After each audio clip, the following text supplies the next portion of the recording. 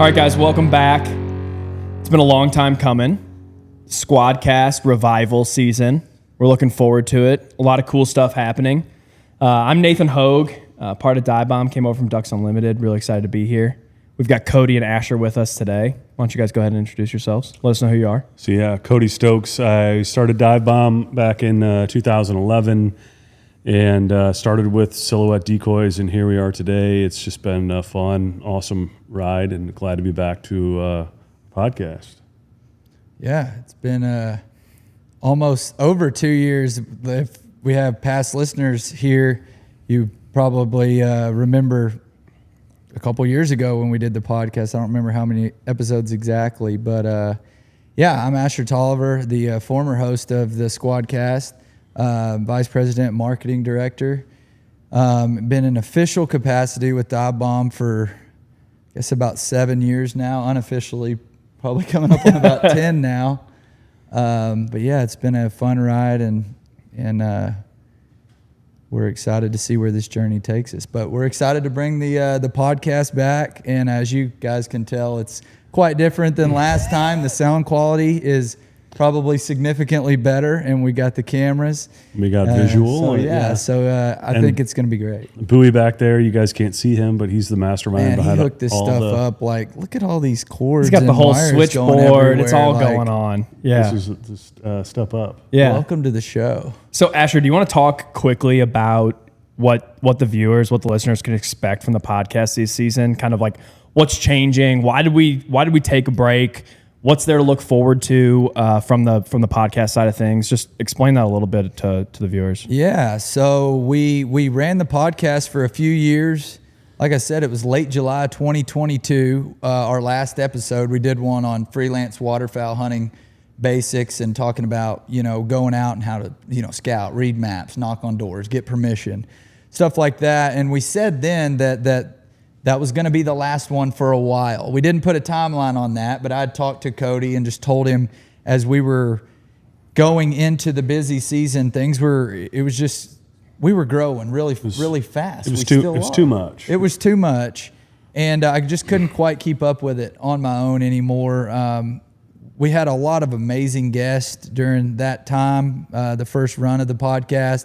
And it went well, a lot of positive reviews, and people have been asking me every time we go to Game Fair or SquadFest or NWTF, people come and say, hey, you guys going to bring the podcast back? You're going to bring it back? And my answer's kind of been like, yeah, we'll see, So someday we kind of started churning this up, a couple, within the last 6 or 8 weeks, talking about bringing it back. And so we're excited to bring it back. I'm not going to be hosting it anymore, but I'll still be around. You're mostly going to see from Nathan and Cody, and it'll follow a similar trajectory from what it was, but it's going to be a lot better. I mean, with the quality of the equipment we have here. I mean, I'm sitting at my house and I'm like calling people. I've got this little cord hooked up to my cell phone, and I'm like, "Can you hear me?" And then there's people being like, "Dude, I can only hear out of one ear of my headphones." So the quality is going to be significantly better. But it's still going to be, Dive Bomb and what we do. Like, some episodes are going to be about how to make you a better waterfowl hunter, tips and tricks, what we're seeing out there, migration reports. And like in the past, we're going to have interesting and exciting guests on that you guys want to hear from and let them tell their stories and their journeys, and, just give general background information on who they are and how, they're maybe affiliated with Dive Bomb. And then with the advent of me coming on, not necessarily as a co-host, Nathan will be the host, I should say.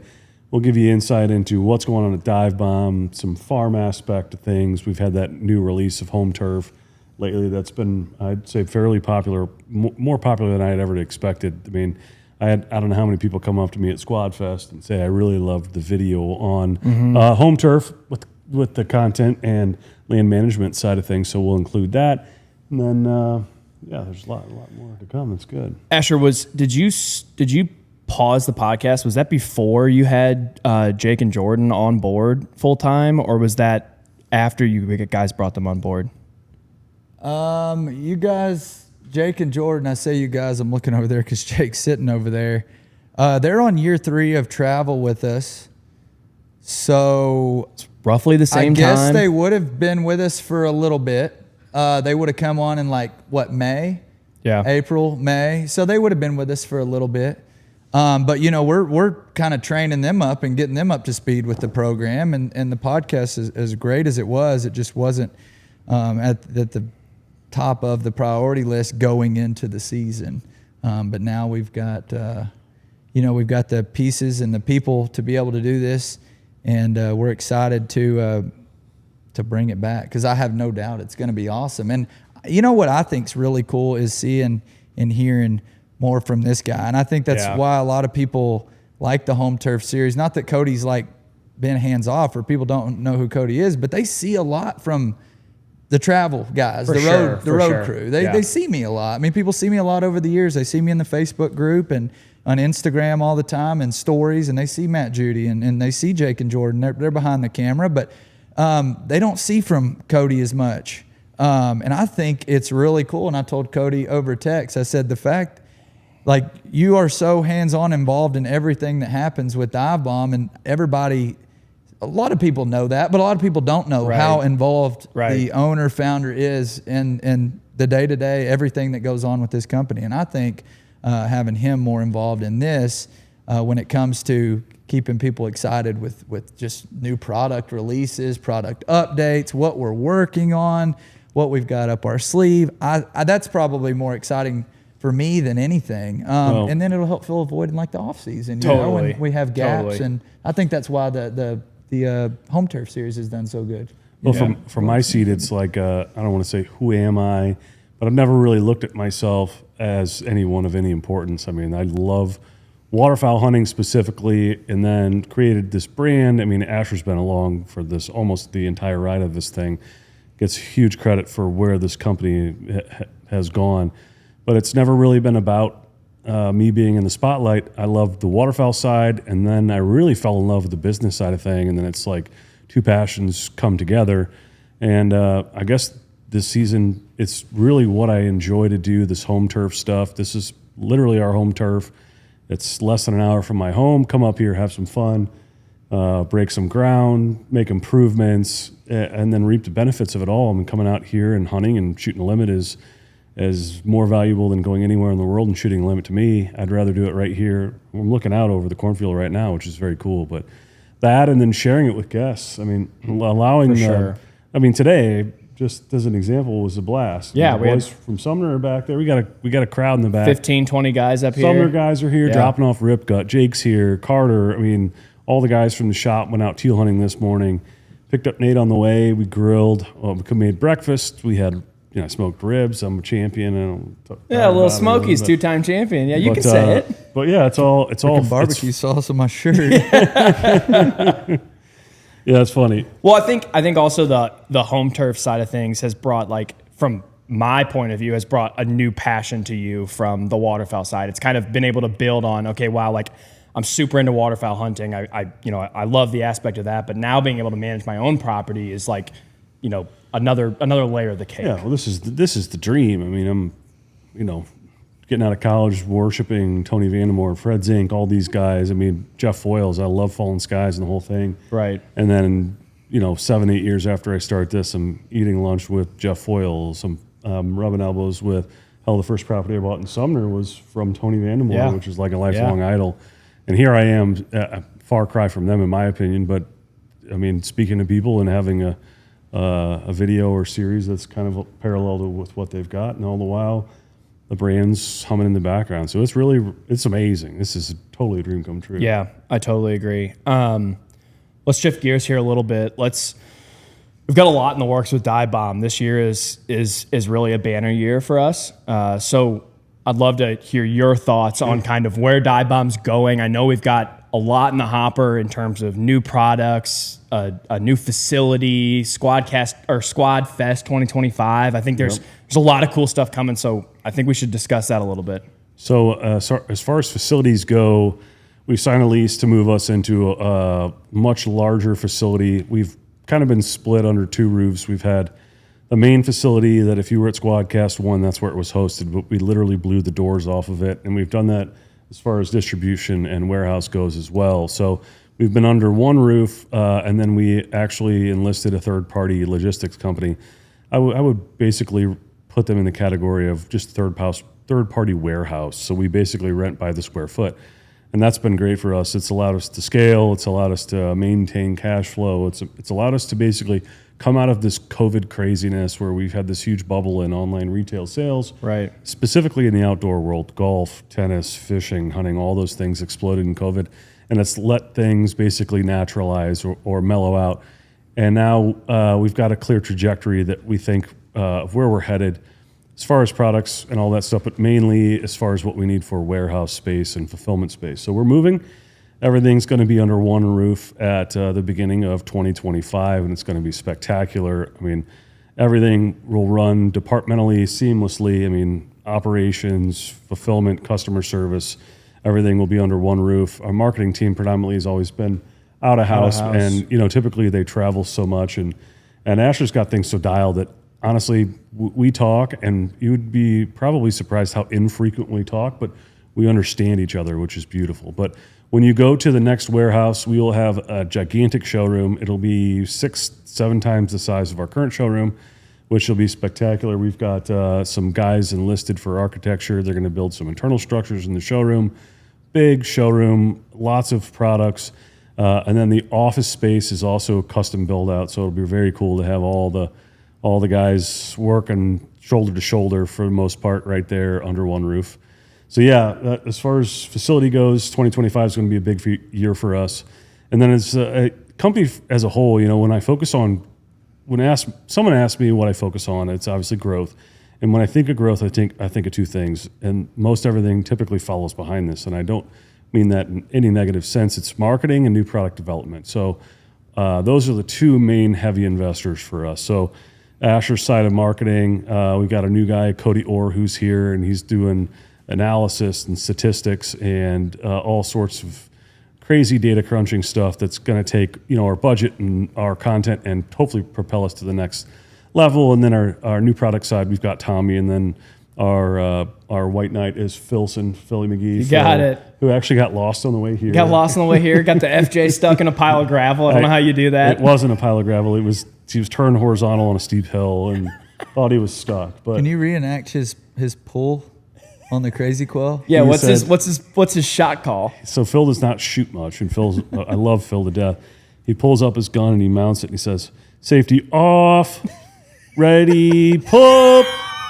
And then the funny thing is when he forgot to turn his safety off, he goes, "Wait, safety's still on." Like everyone, like anyone had cared. It was funny. But new product development and marketing, and then if we get specific on the new product development side, we've had a real push in the soft goods side of things. So trudge boots have been a huge success. Waders have been a huge success, and all the soft goods stuff. Dry line bags are great for us.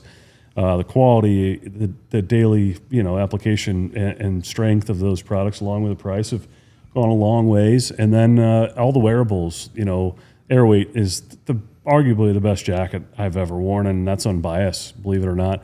And then the heavy duty stuff like the bruisers, the bibs, and the heavy duty shell. Yeah. I mean, there's a reason why we're not flooding this market with everything at once, and everyone's been asking us for this bib over the last couple of years, but these products are well thought out. Every product we make is very, very well thought out. Yeah. I mean, there's 2Ds involved. Most cases in the physical products, 3Ds.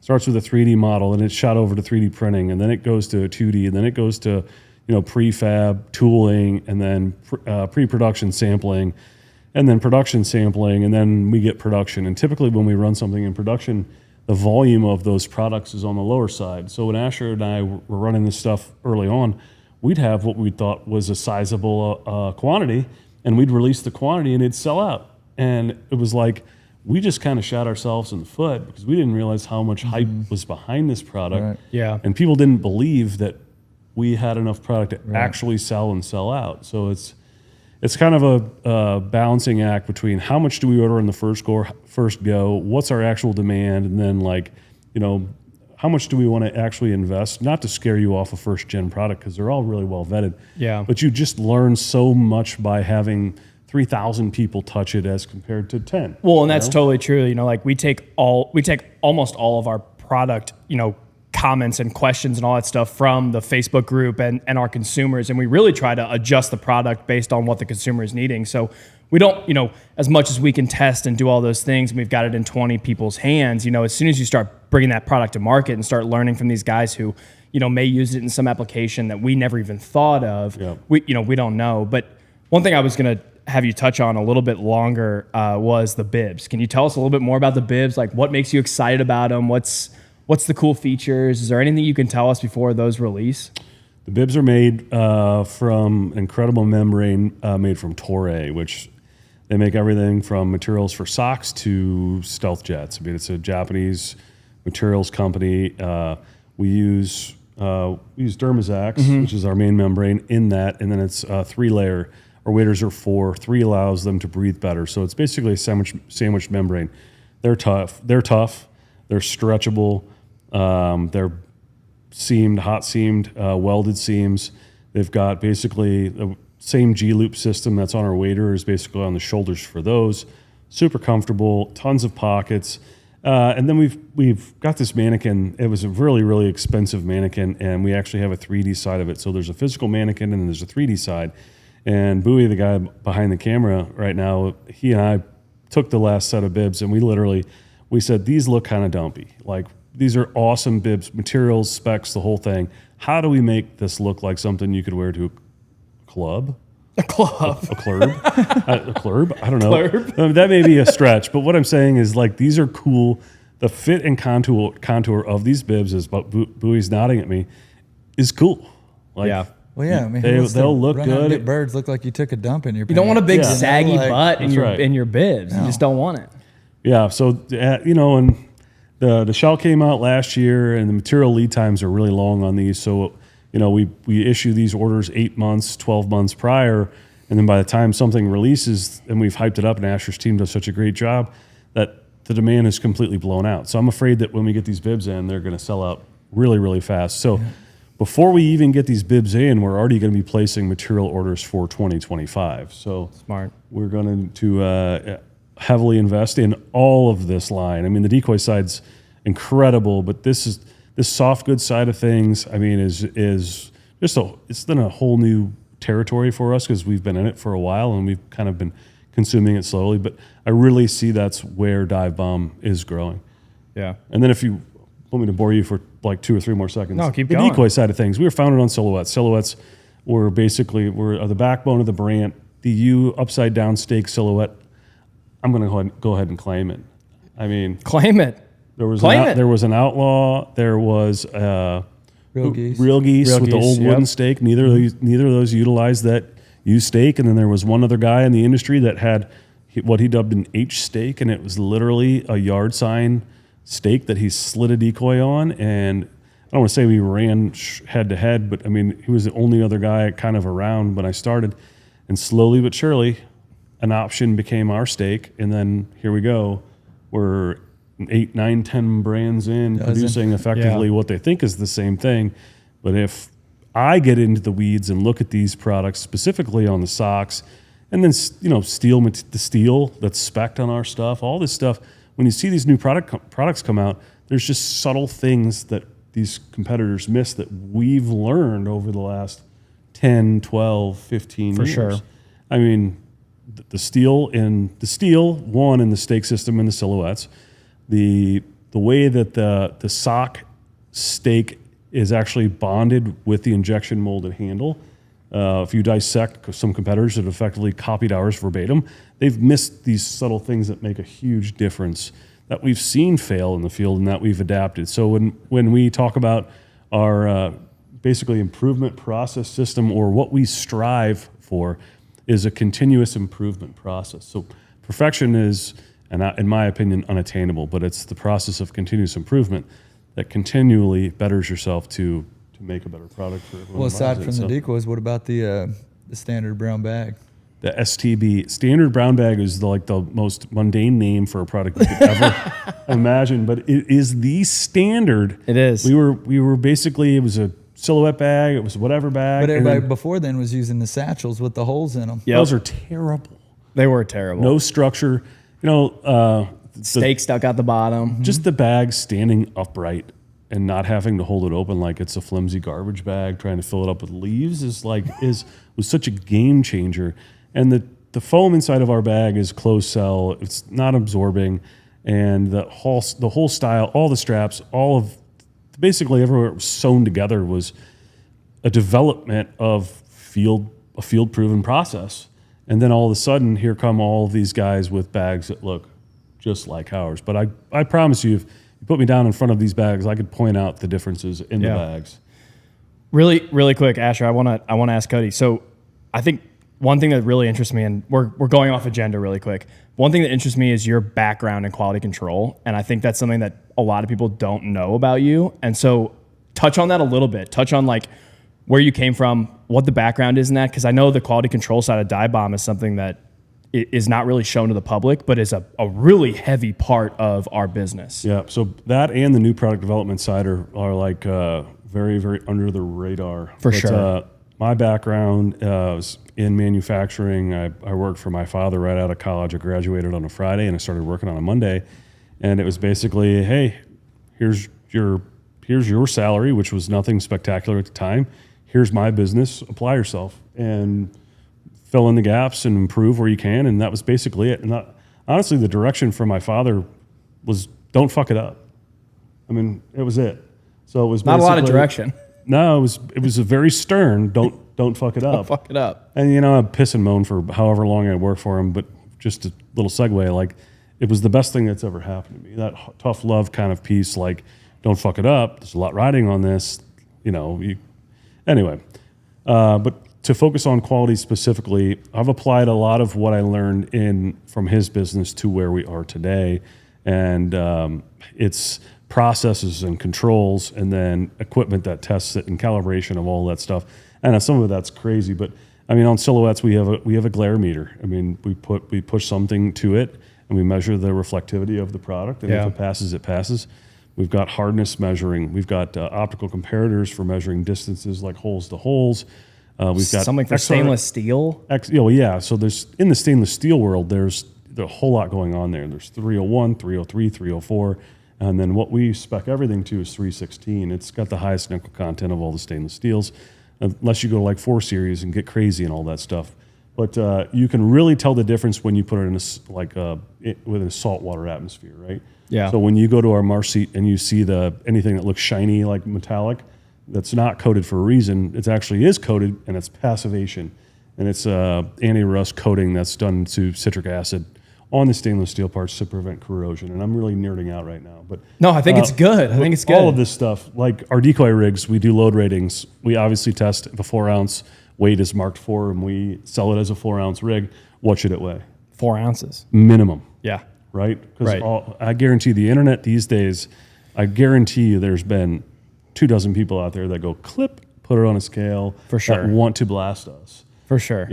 But it's just little things like that. And then when you get into the soft good line of things like permeability, abrasion, we've got salt, we got spray tanks, all those little stickers that pick up on humidity. We put those all over a mannequin. We cover them with our rain jackets, and then we test things. So everything you're getting from us is tested. And then if, God forbid, you get something that doesn't meets the standard that we project ourselves on, you call customer service and we take care of you. That's one thing that's very, very underrated in this world, in my opinion, is customer service, attentiveness. Ashur's taken that to heart. He's been on the customer service side of things. He's fielded those calls. He knows what it's like to deal with those people and how important it is not only to convert them one time, to convert them 8 times. I mean, we're looking to capture a customer. That's number one, and then we're looking to retain that customer. Yeah. So gaining a customer is very hard. Yep. And losing a customer is super easy. Very, very easy. Yeah. So those are some things we really look for. No, that's great. I think that's an important part of Dive Bomb that doesn't really get shown. Yeah, super often in my head. All those things when he was talking about, when he said he was nerding out, it made me think of all these reasons why we probably have done so well for so many years, just because the attention to detail is so. Yeah, I agree. It keeps it tight. I mean, if you talk to Jake or Jordan, anybody that's involved in our marketing, they're like, man, the smallest stuff, like things that you know, a lot of people I think would say, man, that's not a big deal. It doesn't matter. Well, it's like, well, we're looking at the big picture here. You know, if we keep it tight on the small stuff, we know we're always going to keep it tight on the big stuff. So there's a standard that's set that always has to be met. And if you fall short of that standard, well, try again. Let's do it again. And that was super obvious but I mean, to that's me. the way this guy is, you know, Yeah. and you know, I you know, that's definitely in my background, but it's gotten even stronger, you know, having worked with him for so many years. But he was, you know, while he's sitting there talking, I'm thinking like, that's, you know, that's, you can't always put your finger on why you have such a good relationship with somebody, or because he wasn't lying. We don't really talk that much. Sometimes I'll call him and be like, yeah, What's we up, need to man? catch up soon. Like, I don't hear from you very much. But we just kind of understand each other, even without talking, kind of know like what's going on. And yeah, it's funny. I'm, you know, sitting here looking at Jake while I'm saying, you know, talking about these little things. Jake and Jordan have done such a great job. All of our guys in marketing have, but they keep it tight, you know, and you got to. No, I totally agree. And that's something that I learned coming in, you know, fairly new, coming up to Game Fair and spending, you know, 3 days with Jake, Jordan, and Ashur, and learning from the marketing side of things. Like, man, this is significantly more than like throwing something up on an Instagram post and, you know, posting this or posting that or making this video or making this reel. Like, there is 100x times the things that you think about that Ashur's got going on in his brain that to be honest with you, I had no idea. I've been a consumer and I learned and I watched and all that stuff. For those who don't know who this is, he's a MLB pitcher. Very, very, very humble beginnings, and literally ground his way up into the MLB, pitched, got rings, had a great career. And he actually started working for Dive Bomb before. I mean, he was the number one guy on. When he was still playing on payroll. I think he was fielding our Instagram and stuff from the clubhouse, from the dugout. I remember when literally I'd go in between innings and try to catch up on DMs. Yeah, that's amazing. Definitely doing stuff I wasn't supposed to be doing. That's amazing. I think he started for like $200 or $300 a month. Yeah. And he ran it for 3 months. Good for him. And he came to me and he said, "Listen, I either got to drop this or my wife's going to divorce me." And I'm like, "What do you mean?" He goes, "Well, I only see her a couple times, you know, a month, maybe." Kelly, who's tough as can be and great woman. And I'm like, "What do you mean?" He's like, you've got something here. Like, you've really, really got something. Like, I'm not saying this. He had a great page beforehand, and that's how we met. But he's like, "You really got something. Now I'm going to need more money." And I'm like, "Well, how much?" He's like, $500 a month. I'm like, "Done." As fast as you could. Done. Yes, seal. Done. No, it's been awesome. Every step of the way, you know, it's been awesome. When did you know? How did you know he had something? What was the? Do you have a defining moment of like, dude, there's something here? You know, there was never, I don't think, a defining moment, but I remember it started growing pretty fast, and I noticed that and I think he was maybe kind of half-ass handling the emails, or maybe Blair. And I remember he came to me and he's like, I think it started to get to be a little bit overwhelming. And he was like, "Man, how much more would it take for you to handle these emails?" And I was like, a couple $100 a month, you know? And so I started noticing that the emails were really picking up, even to a volume that, you know, started to become a little bit difficult to cover. You know, at night I'd come home from a ball game and answer emails, and then I remember it wasn't too much terribly longer later, and he's like, "What if we set up a phone where like people could call you and talk to you and order decoys through you on the phone, I think that was your get idea. advice?" I think it was your idea, but either way, there were a lot of calls coming through. I mean, I remember I was in Long Island. I want to say that was 2017 or maybe 18. And I remember I shared an upstairs room with 2 other guys. And I remember a guy was like, "Dude, you got to go somewhere if you're going to be taking all these hunting calls all the time about giving people advice and asking what should I buy and how many do I need and how do these work? How does this flat decoy work?" Right. You know, and people that follow the Facebook group, they know that we've never claimed, obviously, to create the silhouette decoy. It's been around since the 1930s after they outlawed live decoys. They started using 10 and, I mean, cutting out outlines of 10. That we've never claimed that. But I will say that Dive Bomb 100% created the resurgence of Yeah, the I silhouette agree, decoy. for sure, We created for sure. the excitement, and it wasn't. I don't think it was by anything that we necessarily were doing anything that crazy. I mean, obviously the H stake was awesome, the standard brown bag, but I think we just showed people that you could still have a ton of success in the field without having silhouette. to take out, a loan to buy a decoy spread. Like, hey guys, like if you do this, you can still be successful. And look how easy it is. Yep. Throw this stuff in the bed of your truck with a layout blind. Like, the show timing. how easy it is. Show how portable you can walk in. You can go a long ways with Throw it. them in your And I Camry. think we just showed the different ways that you can use them in the advantages, highlighted the advantages like others hadn't done before. Yeah. Yeah, and a lot of it's just timing. I mean, with modernization, like the internet, Yeah. and the availability to go out and produce something on your cell phone and then pop it out to the general public almost immediately. Like silhouettes were around, right? Obviously, we discussed that earlier, but to be able to show the success of the silhouette and then for people to see that success with their own eyes and then take a look at the price tag and the portability and then all this stuff on the back end that the consumer really doesn't understand, like how inexpensive it is in the decoy world to get decoys to the United States. And then on the forward side, how economical it is to ship out 5 dozen decoys, which Humongous. I could hold under my arms, and 5 dozen full bodies would take up half this room. I mean, it's just, and then, to expand on the timing piece, I mean, direct to consumer, that's something we've prided ourselves on since day one. And I'd like to say I'm this visionary. I'm far from a Jeff Bezos, but it was born out of necessity. I mean, we did not have the capital, the inventory, the structure, any of that stuff to go to a big name brand and say, hey, buy our stuff and sell it for us. We were forced to create our own avenue or outlet that was within our budget and scope, and that was direct to consumer, and it just happened to align. I mean, the stars literally aligned for us. It was the social media stuff started booming. Yep. Personally, the Ashur piece was huge for me, and then the direct to consumer was our only outlet, but it happens to be, in my opinion, the best outlet, and it allows us to maintain so much control. I mean, it's beautiful. It's a beautiful form of business, in my opinion. Yeah. No, I totally agree with all that. I think the business update's great. I think this is something that people really like to listen to and hear, your side of the story. And that's something that hasn't been, well spread previously. But one thing I want to get to, as we're ramping into, it's September 16th today, whatever, 14th it says on the screen. We had early teal season in Missouri. Ashur and the road crew have been, they've got some guys teal hunting. They've been early Canada hunting. So let's segue this into a little bit of hunting.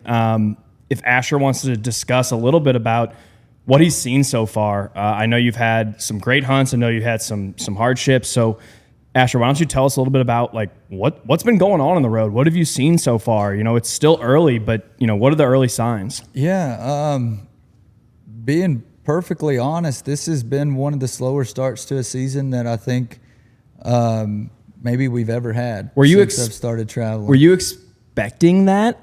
No, absolutely not. Seems like everybody was hyping the season up, right? Based on the talks from everybody, it was, and I say was. I mean, man, we're talking about what is it? 8 Not days, even, 9, whatever. Yeah. I mean, I say small, was. yeah. We're not.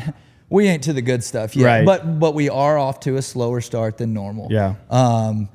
We've put together some really, really nice hunts. I mean, opening weekend in Wisconsin, we had a really solid opening day, and then I struggled for a couple days. You guys had a awesome teal hunt here on opener, shot 10 limits. We went on a little freelance deal. Myself, our good friend Travis Bills had Jake behind the camera there, and we had some good hunts, and we ran into one really, really good hunt. But I mean, the miles that we were putting on, I mean, starting at 4 o'clock in the afternoon and hoping by 8 that we had a hunt for the next morning. Right. It was tough, and there wasn't very much short grain, and obviously no corn is off. And when you found some short grain, you would find some birds, but you would find like 40, 50 in every field. It wasn't like you're finding a good 150, 200 to get Why you do you really think that excited. is? I don't know. Was Was there a lot of water on the landscape? Yeah. It's a pretty wet year, and the ducks have looked really nice when we've been out. The ducks have looked nice. I'm hearing some excellent reports from Canada. Awesome duck reports. Specs. I've heard specs are on the move out through Alberta and some folks I've talked to in Saskatchewan. So it's super early. I think the guys did okay in Louisiana this morning. They were holding a ton of birds, and then they had a pretty good storm system come through, and I think that might have thrown them off a little bit. But overall, it's hot, man. I mean, I know it is. This is typically a pretty warm time of year, but you can run into some really cool days.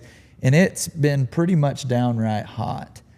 So the birds have gotten weird. I mean, a lot of the best feed we found on the last day, one we got turned down on and one we got where we put the really good one together, were both in pastures. They weren't even in short grain fields. And 2 days, what did they not come off, Jake, till like after 9 o'clock? Early honkers didn't even start coming off till after 9 o'clock. Interesting. So it was just a little bit weird. And I've been hearing from some guys that have been chasing some of these early September honkers that things have just been a little bit different. But it's early. I'm very optimistic that we're going to have an awesome season. But it has been, being fully transparent, it's definitely been a little bit slower than the last couple of years. Yeah. And what you're on you've had 2 trips so far? We've gone on your 3rd trip here? Let's see. This I guess was our 3rd trip. It's your 3rd trip here. Yeah, 2 full trips. But yeah, it's going to come together. I have no doubt. It's going to come together, and it's just timing. We'll get some cool winds are going to start blowing. Things are going to cool off. It's going to rain, and things are going to get better. So you mentioned our teal hunt here at Kings Bend. It was great. Opening morning was phenomenal. We were holding a lot of birds. We had held those birds for 7, 8, 9 days, something like that. We had a 20 mile an hour north wind, but it dropped from about 80 down to 40 that evening. But the teal stuck around. It was a phenomenal shoot. But one thing I want to kind of go into is discussing Kings Bend. What's the plan for this year? We've done a lot of these home turf videos. A lot of that was focused on the 203, obviously, and maybe this is a great time to talk about, Kings Bend and the 203 and what those 2 properties look like and how those are shared within the farm. Sure. Kings Bend. We've got a series on YouTube, HOMETURF. It's details basically the build out of this piece. We dubbed the 203, which is 203 acres, 1 mile northeast of KB proper. So KB proper has the house and about 350 acres, but the 203 we developed from a straight ag field that hadn't changed hands in over 100 years. We created a levee system, and it's basically a flooded ag impoundment. So last year we ran straight corn. We combined out what we took to harvest or took to the co-op and left the remainder standing. At the end of the season, we typically see about half of the yield come back once the ducks are eating and attrition or whatever else falls off of it. But that's our ag impound. It's very, very productive tract. I mean, it's where I want to be, specifically when it starts to get cold mid to late November, but it's very productive. But when we get back to the house, it's very diverse. It's a very cool place. The house is elevated up. It's up 19 feet, and that's to get it out of flood of 93. And it was flooded all the way up to the top, 19 foot, so basically. I think of what drove the previous owners of this place out was they had a flood in 15 and a flood in 19. And the floods down here, this is a big time major flood. I mean, absolutely. When you see this house and you look from the ground up to the deck, you think, how in the world is it possible that water was crashing in on the deck, basically coming in through these windows that are just past me? But it's once you reach that levee, it's like a beer bong. Yeah, I mean, you lift it up and there she goes, kind of thing. But I think the previous owners who built this and originally developed a smaller piece of this got fed up with the flood and said, we want to go our own ways, Lake of the Ozarks and whatever the hell they ended up. But so bought this, we refurbed the house. The house is, I think, very, very, very nice. It was nicer than my own home that's closer to the warehouse. I love spending time out here, but we've got a WRP tract that's 100 acres. And then that's going to be basically our northern refuge over here. We've got some corn in there. We're limited by the amount of corn we can put in there, but moist soil smartweed, millet, invertebrates, those things. We flooded early for teal. That teal hunt we had was spectacular. Yep. And then I actually purchased another piece to the south. So our plan this year is to refuge our north WRP tract, which is 100 acres, and then refuge approximately 100 acres to the south, and then hunt everything in between. And that's a kind of a fragile piece because when you try to refuge ducks, I guess the old saying is 7 to make them, one to lose. them. Yeah, one to break them. Yep. Take 7 years to create a refuge and 1 effectively to ruin it. And when I say ruin it, I mean like total devastation. But if you do want a refuge, you have to not bump the birds. You cannot be around them. If they get spooked twice, they just don't come back. That's the saying. But our idea here is to run traffic between a north refuge and a south refuge and hunt in between. And it's just a cool place to congregate. Other than that, with everyone at the warehouse, I mean, it's very difficult. Hunting public piece is very difficult here. I mean, the population in Greater St. Louis is over 2 million, and the public tracks we have are thin. I mean, the success rate there is also very thin. Yeah.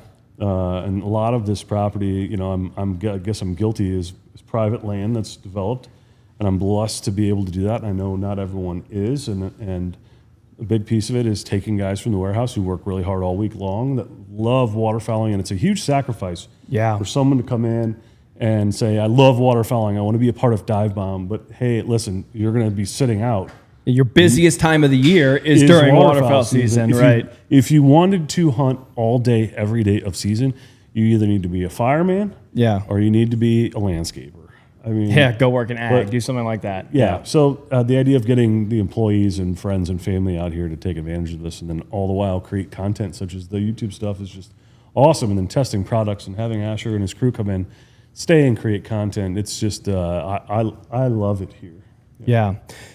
I think that's a really good point. Is the for friends and family, it seems like the doors are open here, especially weekends, that kind of stuff. It's let's get people through, let's get people hunting, let's enjoy the time, let's smoke some ribs, come up here, have a couple beers, hang out, shoot the shit, that kind of thing. Other than you know, developing the South refuge effectively, we've got the refuge on the north. What other changes have we done to Kings Bend this year, or maybe the 203? What did we learn from last year?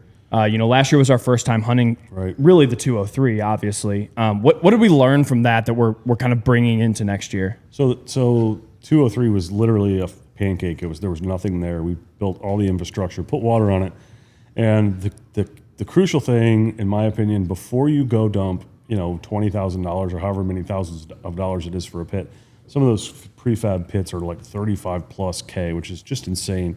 Before you go do that, you need to evaluate the tract with water and how the ducks use it. So if we would have gone out and just arbitrarily put pits in the ground, we'd have been off. Yeah, for sure. We took A-frames from our inventory, we put self-tappers in there, and before we even did that, we used chairs and stools and things like that to try to determine where the birds wanted to finish. And we experimented, basically we segmented the pool into 3 tracks, northwest, southwest, and then an east pool, and we ran around in those pools, and we just kept coming back to the same spot that worked day in and day out. And what we do to try to make things more comfortable and more convenient, obviously, is we put in permanent pits. Yeah. And the placement of those pits is basically probably the biggest learning aspect of the 203 last year. Yeah, I mean, we spent just like you said, we spent a full season basically mobile. In this neck of the woods, no doubt about it. I doubt there's anyone that was nearly anywhere close to as mobile and the tactical approach that we took to our hunting last year. Everybody, for the most part, I don't want to step on any toes, but there's the pit. We're going to go out. We're going to throw our 5 dozen or 10, or maybe they don't even pick up the decoys. Yep. And that's just where we hunt, because that's just the way we've always done it, or that's the way this place operates. And that's the exact opposite of what we did. Yeah, we did the total opposite. Now it was a significantly more amount of work per hunt. But this coming paid year, off in spades. Ideally, there's not a lot of work. We're going to pull our decoys every night. Birds get smart to them. There's no doubt. I mean, specifically around the house, you can tell that the birds get accustomed to the decoys, and they'll actually land away from them. For sure. But the addition of the south track. And then I'm going to see, I think we had a lot of volunteer corn out there. Our combine is only so efficient. I'm sure there was a lot of corn that was just left after combining I think those birds were getting after, and I'm curious to see how they react to the soybean crop that's kind of mixed in with the corn this year. Yeah, so we planted corn and we stripped beans basically. So the water is going to be the beans, right? So we're going to harvest beans. We're going to leave all the standing corn, and that'll be there for the season. Then after season, we'll go through and shell corn, pick corn, whatever. And it's my understanding that a bean does the same thing as a duck as it does to you. What does a bean do to you? Exactly. And then as far as a bean that's inundated or underwater, a bean lasts less than 30 days in corn or moist soil stuff, smartweed, millet. They last for approximately 90 days. Right. Last year, the end of season last year, I had a long conversation with the Polaris mechanic. We had 2 track machines out there at the 203. They were great. They were great for what we were using them for. I would say we probably worked them a little harder than they should have been worked. So we've switched tactics a little bit going into this season. I think we'll use the track machines obviously early season while we're waiting for the pool to get to full pool. But talk to us a little bit about the idea behind the boats of the 203. What's the thought process there? Obviously besides the fact of we were ruining Polaris. So the ruining the Polaris thing. So I'm notoriously hard on stuff. I mean, everyone in the room's probably chuckling. Go ahead and let yourself laugh. I'm hard on things. My maintenance really, I'm this quality guy, but maintenance really isn't my vocabulary. I just like to run it and then kind of pick up the pieces later. But we had the tracked Rangers and we ran them really hard. And when we had a friend pick them up to do real maintenance on them, he called me and said, "You're a jackass." I've never seen more bearings, more water. Hey, we ruined them. Yeah, I mean, besides leaving the gas cap off, I mean that was not very bright. But so we were very hard on them early season. It's the only way to traverse out there when you've got daylighting water and water building the pool. But to focus on specifically what you asked, when we created that pool, we obviously had to get the dirt from somewhere, and we created borrow ditch system. So that's basically evacuating dirt from one place and piling it up in another place to create a levee system. And that inevitably creates deep runs or tracks inside of the levees. And this year we have built a boathouse, and we are going to run shallow water outboard motors through the place. And we've got a couple reapers, and that's our plan. So we've got some slips, covered slips. The north side is covered. So hopefully cut down on that prevailing wind, and we'll kind of just see how these ditches work for us this year. We might have to go back in next year and make them a little deeper in spots. And then one main thing to do is figure out, how and where we're traversing, and then make screens. So willow breaks, you can propagate a willow. You cut them in foot-long segments and stick them in the ground, and if it's moist enough, they'll grow a whole new tree. It's like a miracle. It's incredible. And that's the propagation that you guys have done throughout the rest of Kings Bend proper, right? Is putting willows in certain spots to keep down on foot traffic or Polaris traffic or headlights off of the highway or anything along those lines. Several reasons. Predominantly down here, it's like ass backwards from Arkansas. Arkansas is green timber, hardwoods, tons of cover. I mean, aerial cover from predators, from people, from thermocline. So birds that are under cover, out of wind, those sorts of things, they retain their energy and have to eat less and travel less and just have a more relaxing life, and that's what we're trying to encourage. So I would imagine, 200 years ago, this was great prairie, and it was filled with willows and filled with, there are still oak bottoms down here and those things, and we're trying to bring that back in places where we feel like it matters most. So we've got oaks scattered throughout. We're creating breaks and screens, which is basically to keep ducks from seeing you in places that are sensitive, like coming over the hill here into the property. Headlights inevitably flash. Our presence at the farmhouse here has a negative impact. I mean, if you're gone for a week, you'll notice all the birds are around the house because there's fresh food and fresh water. But the second people start coming in for the weekend, they push out and they move to the other end away from people. They just flat out don't like people. The less they see you, the more protective they feel they are, the better off you are. Yeah, for sure.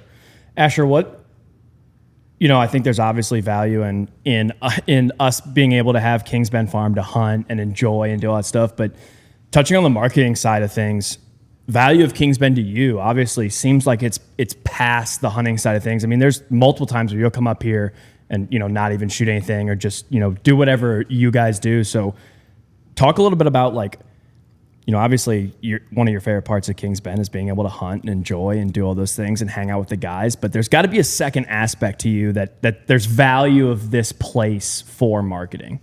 Yeah, I mean, it's an incredible property. There's a lot of different features to get some really, really good content. I mean, just like today, for example, we've got some new waiter colors coming, and we shot some colors that look really, really nice in the corn. That tan looks really good in the corn. Well, green's not really a corn color. Well, that's okay. There's places that we can find out here to where the green looks good and where the brown looks good. The tall trudge boots that you guys have seen on our website, that the green is not really a color that we want to get out in, a really, really tan environment. It's more of like a bottoms type of color. And, there's a nice bottom over here that we shot some stuff in. We got the tan. We get out here in the corn or in the WRP, the brown, pretty neutral color. Right. You can kind of showcase that anywhere. But it's an incredible property with a lot of different features that whenever we do have a kind of a load of marketing stuff come in at once or things that need to be done, this is a great place to come and get the guys together, or whether it's one of the guys or the whole team, to come together and really, really spend a hard couple days grinding some stuff out that might be a little bit more challenging to get in a controlled, just be in a little bit more of a controlled setting, as opposed to a hunt where you're kind of trying to mix it in between the way the flow of the hunt, or during the hunt or after the hunt, which that can be challenging sometimes. I mean, if we're freelancing, it's a little bit easier, but if you're hunting somewhere and they've got customers that paid a lot of money, but we don't want to stop the whole hunt to we've take got a a picture. certain light that we want, but we want to get a guy running in with birds. Well, how does it work when birds start coming off the roost? A lot of the times, you better get your ass back to the blind, because a lot of times there's more coming. Well, somebody didn't pay $450 a gun to have us out in the decoys taking pictures, farting around with your camera. That. So it's an incredible property for getting controlled content for marketing.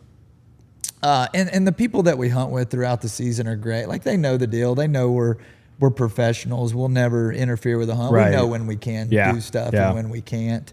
And the people that we hunt with are awesome hosts all the time. And most of the time they're asking us, what can we do for you? How can we make this easier for you? But naturally, we're just like, hey man, you just do your thing. Like, we're not here, and we'll figure it out. But yeah, it works out great having this place. Like right now we're pretty jammed up, man. We got a lot going on. I mean, we're doing ads on streaming platforms, and we're refreshing creatives on Meta, and that doesn't even begin to touch our day-to-day marketing on Instagram and Facebook, the Facebook group, Snapchat, TikTok. There's a lot of platforms, and a lot of these platforms have different policies and what you can show and what you can't show. Like our schedule, you've got some stuff you've got to make a different version for TikTok. Yeah, so are you shooting separate clips of the same thing for different platforms? Absolutely. You can't. I mean, I shot yesterday, Jake, we shot a video on a pretty cool video, 5 tips, simple tips under 60 seconds to make you help you harvest more birds this season. Really, really cool. Well, naturally, it grabs people's eyes when you got a handful of birds on the ground. I mean, you got 3 seconds to captivate. You got tips to harvest more birds, and you got birds in your hands. That's right. What do we do when we're on TikTok and Instagram Reels? Yeah. Your fingers You're like scrolling. This. You better catch somebody's attention. You got about 2 seconds. And so it's a lot easier to catch a waterfowl hunter's attention when you got birds and decoys and a good background. Well, TikTok, sometimes you got to get a little bit more creative. You can't show dead birds. You can't show a gun. There's things you just can't do on that platform. So we've got to shoot content according to the platform that it's going to go on. So there's a lot that goes into it. As nice as it would be for me to sit here and say all these things happen organically, natural in a hunt, it just don't work that way. There's a lot of things that you have to stage, and it's got to be controlled, or you can't showcase a product the right way a lot of times if you're trying to just do it on the fly. You'll never do that product justice or the quality that it deserves.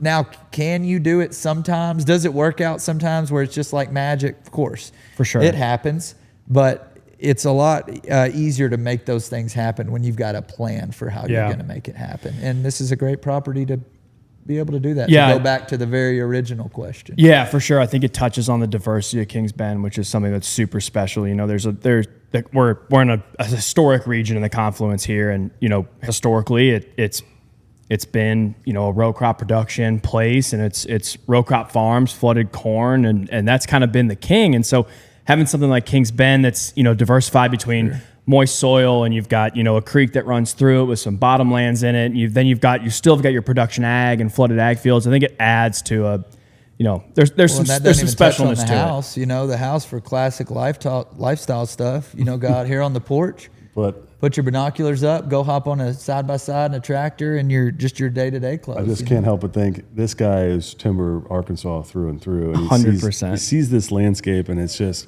might not be his forte. Where are the trees? Where are the trees? I know. I just got to hop on the Ranger and go hit them right. Yeah, That's right. my go-to spot every time I come out here. He likes to be in the spots 100% where we are effectively not. Where we're not. Yeah. I cut my teeth hunting flooded corn impoundments at Grand Pass and Eagle Bluffs and Missouri spots. So I just got to imagine this might not be his forte, but I mean, if you were place to shoot stuff. if you were to hunt anywhere, if you have 3 days to live, where are you going to hunt? I mean, I'm going to be in the bottoms in Arkansas For sure. somewhere. Who are you going to be with? You don't have to say me.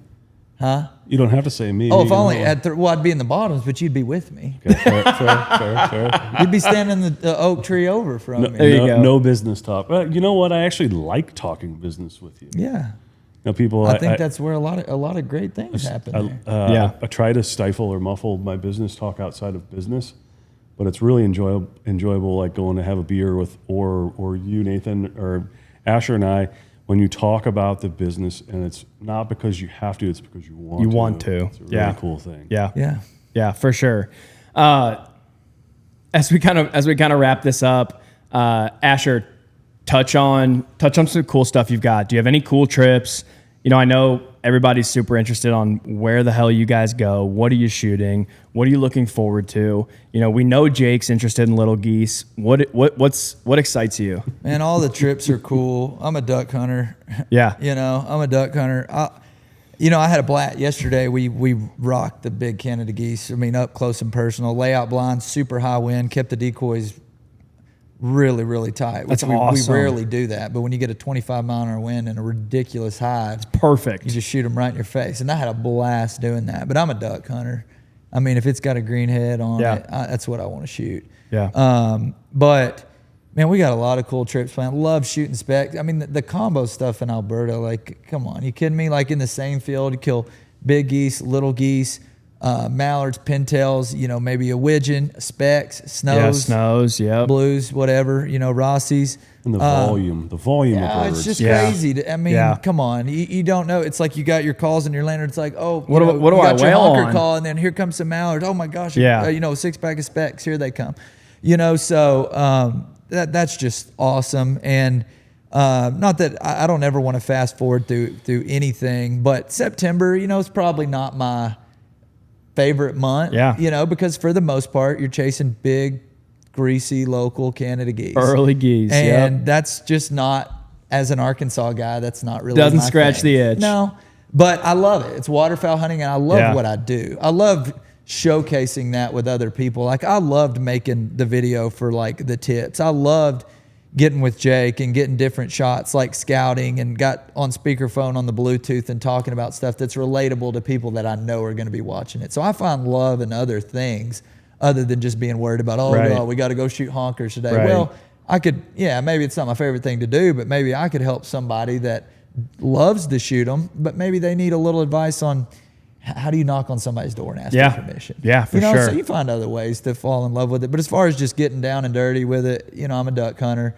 and things start to turn the corner for me. So do you have a favorite trip coming up? Do you have one that you're like, damn, that's on the calendar, I can't wait? To Alberta, and we're going to freelance. We kind of take turns with like the ranch land thing, you know. So Cody and the boys, I'm going to ranch land first time this year. I'm pumped. Shameless plug. It It's the special place. It's the one that always makes the roster year in and year out. And if you get to go, you will quickly understand why. Yeah. I mean, the hunting up there, the landscape, and then just the host is Rob Reynolds is totally top notch. Yeah. One of my favorite people. Yeah, I've only heard phenomenal things. I don't know what ruffles his feathers. I'm yet to find out, but I hope I don't find out. But think in 3 days, when you go up there, you go morning, afternoon, morning, afternoon, morning. What most people, most casual waterfowl hunters, what they can do in 5 hunts there, a lot of people probably aren't going to do that in 5 years. Yeah, that's a really good point. I mean, being serious. Yeah, a lot of people are not that volume. And for you that are wondering what I'm talking about, it's not uncommon to shoot well over 100 in a day with these combos. Between the snows, when you go and the snows start showing up, and you really get into the ducks and the dark geese, the Canadas and the specks, not uncommon. Well, you go up there for 3 days, there's a good chance, a really good chance you shoot 300 plus. Yeah. A lot of people, they shoot, I mean, if you're not in the right areas, everybody's not in a historic flyway like this. A lot of people...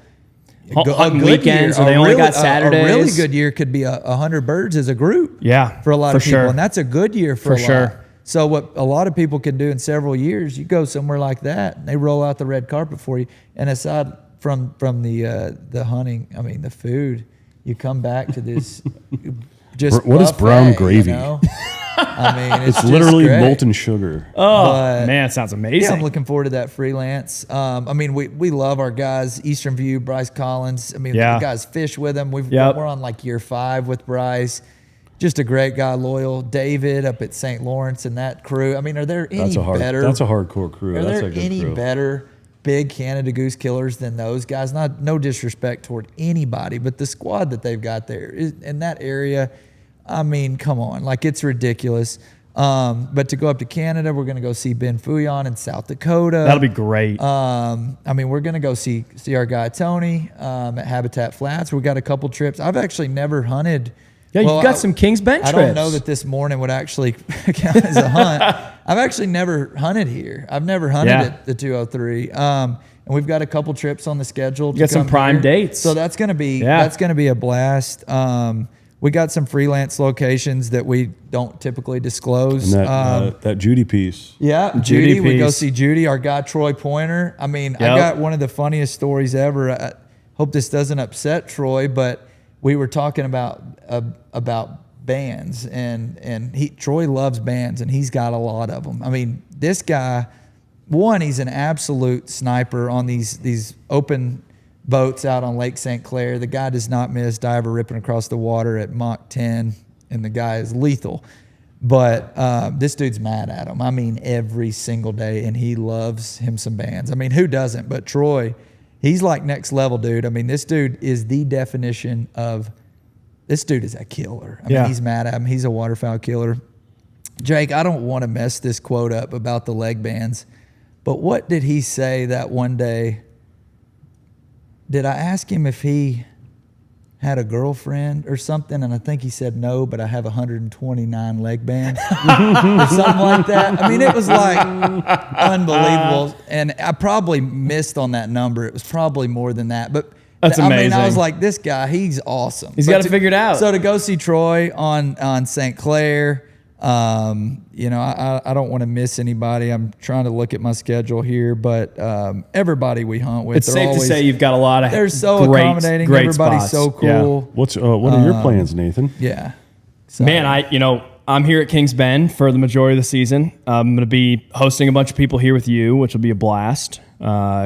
Looking really forward to having some of our partners and clients in, which will be really fun. Some friends and family, which will be a blast. And then come January, it'll be doing the same thing down at our farm in Arkansas on the Black River. We'll be doing some flooded timber hunts, and I've got Ashur and the guys coming down 2 times, which will be really great in January. Hopefully Cody peels away at some point now that we can get him away from Kings Bend since that season's over. But yeah, majority of it will be here. Well, you and I will be best buds you, here. me, Charlie, and Hank. Yeah, you, me, Charlie, and Hank. You got it. We got it figured out. Yeah, so we learned a lot last season. It was a great first year. We should be dialed in for this year, which would be awesome. and the people we've got coming up is just going to be phenomenal. So very good. All right, guys. Well, let's wrap it up. Thanks for coming on. Ashur, obviously, you flew in for this and get some product shots and do all that stuff. So thanks for being here. And Cody, we love hearing your story and learning more about the business side of things, which I think we need to expand on as we kind of go through this. But yeah, thanks everybody for being here. Yeah, thanks for listening. Yeah, thanks for listening. Absolutely. We're back. Podcast. We're back. We're back.